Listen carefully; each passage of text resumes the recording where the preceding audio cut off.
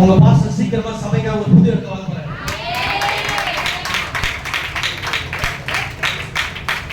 நம்புறீங்களா? எத்தனை பேர் நம்புறீங்க? அது இன்னும் சில அவிசுவாசிங்க உட்கார்ந்துருக்கீங்க. எத்தனை பேர் நம்புறீங்க?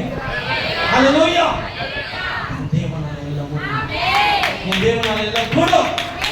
முடியாத காரியம், நடக்காத காரியம் தேவனால நடக்கும். அதுதான் விசுவாசம். அதுதான் விசுவாசம். விசுவாசம் நீங்க நினைக்கிற மாதிரி ஒரு பெரிய பெரிய காரியம் அது வந்து உண்மையிலே கண்மூடித்தனமான விசுவாசிக்கு தான் விசுவாசம்.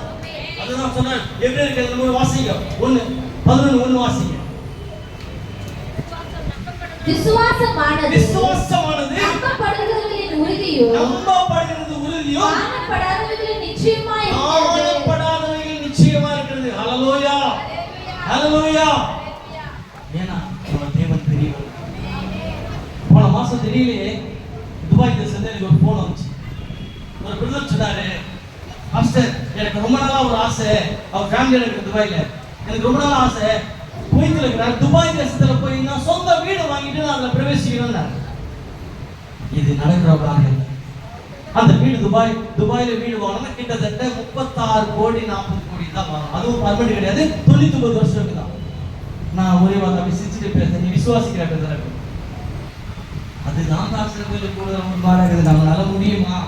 நான் விசுவாசிக்கிறேன், நீ வாங்குவேன். ஹல்லேலூயா ஹல்லேலூயா. அவர் சொன்னாரு, எப்படி பாஸ்டர்? நான் விசுவாசி ஒரு சில காரியத்தை சொன்னேன்.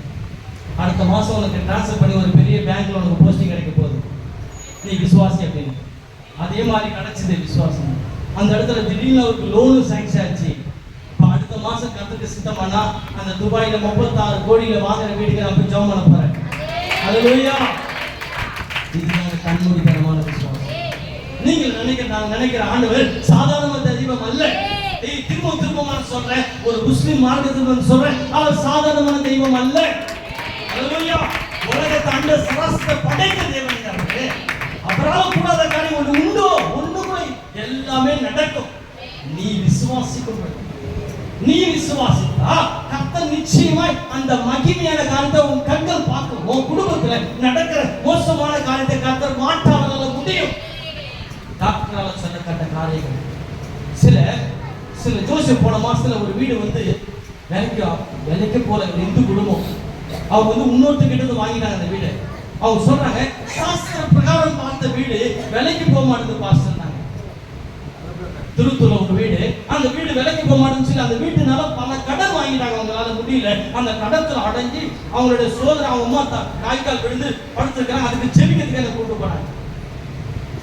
அந்த அம்மா வாய் போன இருக்குது, படுக்க இருக்கிறாங்க. செவிக்க கூட்டு போகும்போது அதுல அந்த பையனுக்கு மாத்திரம் சத்தியம் சொல்லிக்கிற ஒரு சில இதுல வந்து அந்த பையன் கர்த்தரை கொஞ்சமா நம்புறான். அவங்க அம்மாவுக்கு இது மாதிரி ஆயிடுச்சு. வீடு கிட்டத்தட்ட அந்த வீடு போகும் 1,40,00,000 போகும். ஆனா யார் பார்த்தாலும் சாஸ்திரம் சரியில்லாம வாங்காம போறாங்க.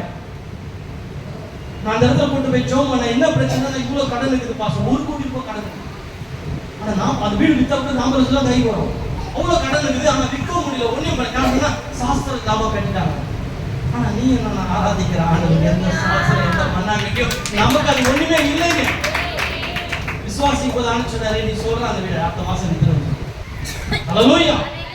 நான் சொன்ன சத்தியத்தை சொன்னேன், வசனத்தை சொன்னேன், தேவனால கூடாத காரியத்தை சொன்னேன், தேவனால என்ன நடக்கும்னு சொன்னேன். சொல்லிட்டு ஜெபம் பண்ணி கொஞ்சம் என்ன வாங்கி ஜெபம் பண்ணி தெரிஞ்சுட்டு வந்தோம். அடுத்த வாரம் எந்த புரோக்கர் வானா எந்த அம்மா வானான்னு சொன்னாலும் அவங்க வந்து வேலை பேசி கொடுத்துருக்காங்க. ஹல்லேலூயா. நான் ஆராதிக்கிறேன். ஹல்லேலூயா. நம்மளையும் ஆசீர்வதிப்பார், மத்தவனையும் ஆசீர்வதிக்கிறாங்க நம்ம வச்சுக்கிறார். அதனாலதான் அந்த விசுவாச அளவு நமக்கு கூட்டணும். அந்த விசுவாச அளவு நம்ம கூட்டாம நாம ஏன் ஆண்டவரை ஏற்றுக்கிறோம், ஏற்கனவே நல்லா இருக்கும், ஏற்கனவே அப்படி இருந்தோம் இப்படி இருந்தோம் புலம்புற காரியத்தை போட்டு இனி எனக்குள்ள இருக்கிற விசுவாசத்தை ஒவ்வொரு 24 மணி நேரத்துல நான் பறிச்சுப்பா சொல்லி பாருங்க. விசுவாச அளவு ஒரு படி கூட்டி பாருங்க. எது முடியலையோ எது நடக்கலையோ அதை நீங்க என் ஆண்டவரால் இது நடக்கும்னு சொல்லுங்க. எத்தனை பேர் சொல்ல ஆயத்தமா இருக்கீங்க?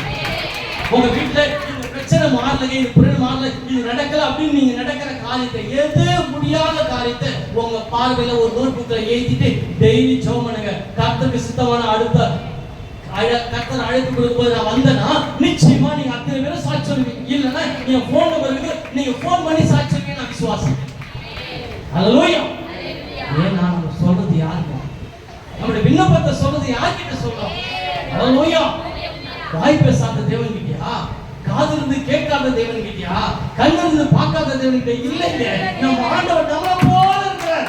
அதனால தான் தன் சொந்த சாயலை படைச்சிருக்கிறார். ஹalleluya. நீ நம்ப மாட்டேன்னு சொல்லிட்டா தன் சொந்த சாயலை படைச்சு உனக்கு இருக்கிற காது எனக்கு இருக்குதுமா, நீ என்ன பேசுற எனக்கு கேட்கும், நீ பார்க்கிற பார்வை நானும் உன்னை பார்ப்பேன்னு சொல்லிதான் கர்த்தர் திட்டவட்டமாக வேத வசனத்தில் சொல்லப்பட்டிருக்கு. ஹalleluya. நாம தான் அவர் சரியாய் புரிந்து கொள்ளாதபடியால் அதே 4ஆம் அதிகாரம் 1 பேதுரு 4ஆம் அதிகாரம் 12ஆம் வசனம் வாசிங்க.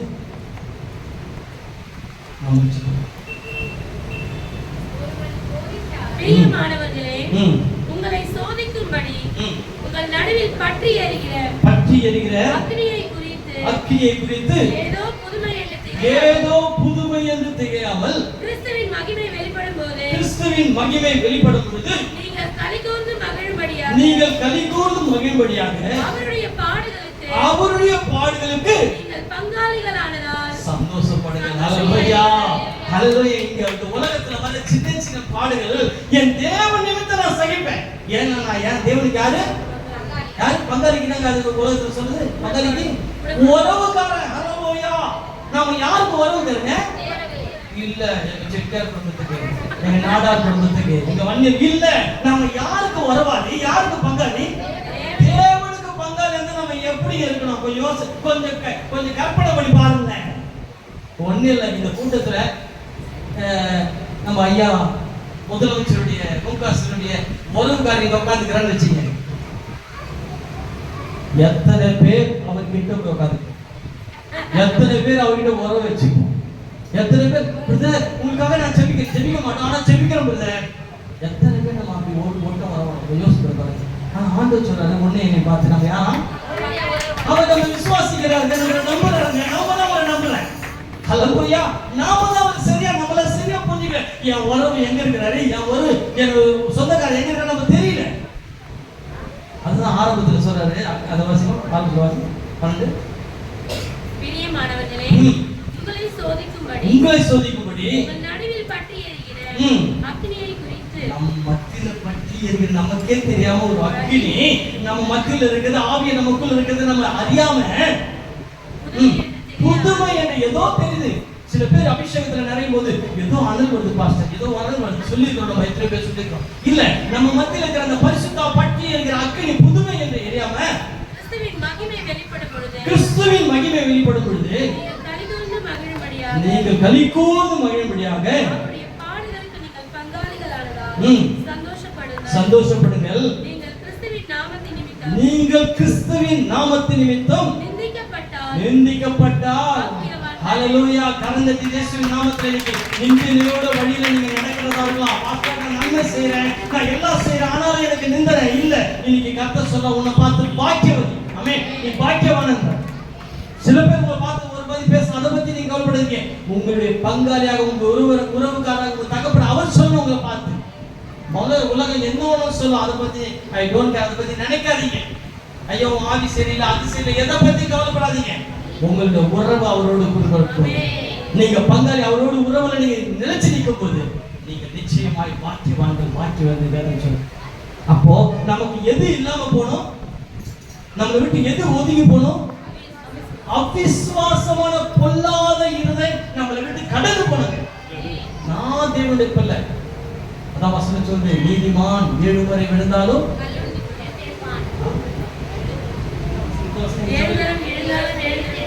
எந்த வசனம் பைபிள்ல இல்லையா? நீதிமான் விழுந்தாலும் ஹalleluya. அவன் கலந்து போகிறானே, கண்கள் அவன் மேல நோக்கமா இருக்குது, நம்ம மேல கர்த்தர் பிரியமா இருக்கிறார், நம்மளை நேசிக்கிறார். அதான் சொல்ற, தன் சொந்த பிள்ளைக்கு நீ பொல்லாதவரா, தன் சொந்த பிள்ளைக்கு கெட்டதை நீ விதைச்சாலும் விதைச்சுவே, ஆனா நான் விதைக்க மாட்டேன். ஹalleluya. நம்மளுடைய எண்ணங்கள் அது மாதிரிதாங்க. ஐயோ இந்த அக்கா பிடிக்கலன்னா அவங்களுக்கு கடைசியாக பிடிக்காது, ஆனா அப்படி இல்லை. ஆண்டவர் நம்மளை எல்லாரும் தீயோர்களையும் நல்லோர்களையும் கர்த்தர் மழையை பொழிய செய்கிறார். நீ விசுவாசம் கம்மியா இருந்தாலும் உன்னை விட்டுக்கிறாரா? ஐயோ எனக்கு பூரண விசுவாசம் இல்லைன்னு சொல்லி விட்டுக்கிறவங்க இல்ல. உனக்கு பூரண விசுவாசமாக்குற வரைக்கும் சில பரீட்சை கொடுத்து விசுவாசத்தின் பலத்தை வல்லவரா நீ மாறதுக்காக உனக்கு சில பரீட்சை அனுமதிக்கிறார். நாம அந்த அனுமதிக்கணும். சில உபத்திரம் இந்த மாற்றம் ஒரு பேர் இல்லை. ஒரு தக்கத்தை புடமிடணும், நல்ல தகமா கேடிய தகமா மாற்றணும்னா அது அக்கினியால புடமிடும் சொல்லி வேதத்துல சொல்லப்படுது. அதே மாதிரி நீங்க நானும் சில வேகாத சில காரியத்தில் அக்கினியால புடமிட்டு சுத்த ஜெபமா சொல்லி சுத்த ஆத்மாவை நீ ஜொலிக்கணும். அல்லேலூயா. இன்னைக்கு சொல்றோம், ஐயோ அந்த பிரதர் அந்த சிஸ்டர் ஜெபம் பண்ணும்போது எவ்வளவு ஒரு மகிமை, எவ்வளவு ஒரு இது நீ அனுபவிக்கணும். அல்லேலூயா. அவங்க சொல்றதை விட நீ அந்த அபிஷேகத்திலும் அந்த மகிமையில நீ நிரம்ப வாழணும். இதுதாங்க கிறிஸ்தவ வாழ்க்கை. கிறிஸ்தவ வாழ்க்கைன்றது ஒரு பெரிய வாழ்க்கை. இயேசு கிறிஸ்துவ மேசியா மேசியான்னு சொன்னாங்க இல்லையா? மேசியா வர மேசியா. ஆனா அந்த மேசியாவுக்கு அர்த்தம் என்ன தெரியுமா? மேசியான்னு சொல்றது அர்த்தம் என்ன? மேசியான்னு சொல்றோம், அதுக்கு அர்த்தம் அபிஷேகம் பண்ணப்பட்டவர். அல்லேலூயா.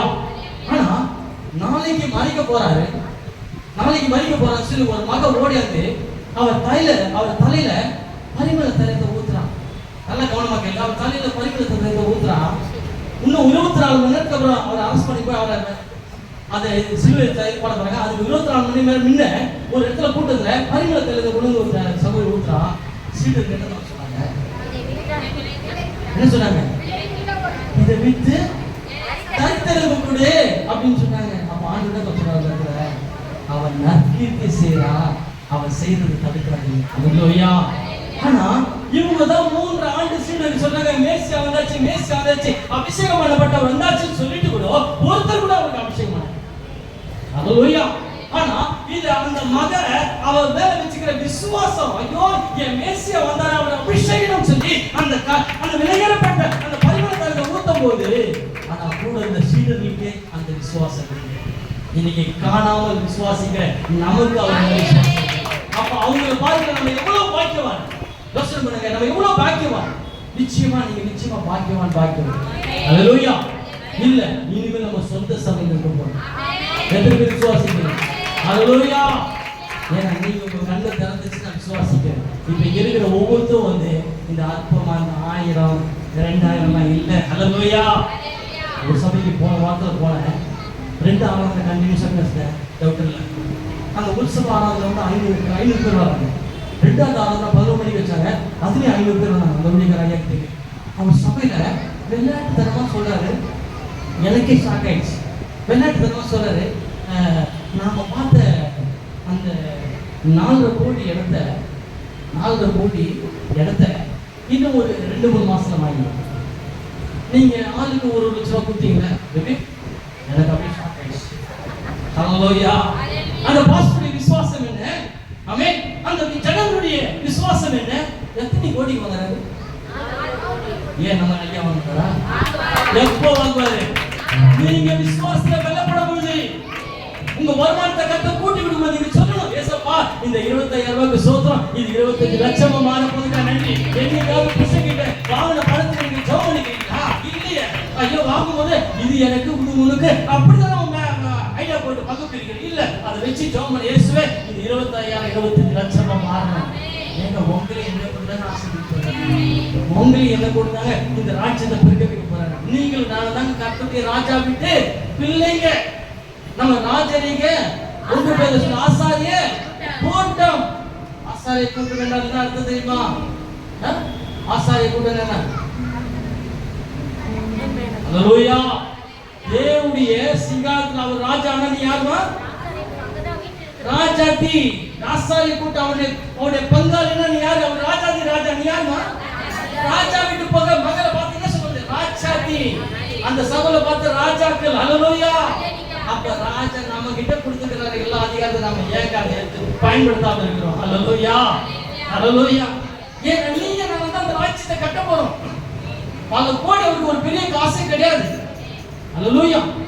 அவர் சொன்னாரு, அப்படியே கூட சொன்னாரு, அடுத்த இன்னும் 2 மாசத்துல நான் பணத்தை பாதி வேண்டினேன், இன்னும் ஒரு 1 கோடி ரூபாய் கட்டணும், அது இந்த மாசத்துல நீங்க எல்லாம் கொடுத்துருவீங்க. அல்லேலூயா. அப்படிங்க இது கற்பனை பண்ணி கூட நம்மளால நம்ம ஆண்டவர் செய்யறார். அல்லேலூயா. அவருக்கு செய்யற அதே இயேசு நம்ம கூட இருக்கிறார். அவருக்கு செய்யற அதே இயேசு நம்ம கூட ஜீவிக்கிறார். அவருக்கு இருக்கிற அதே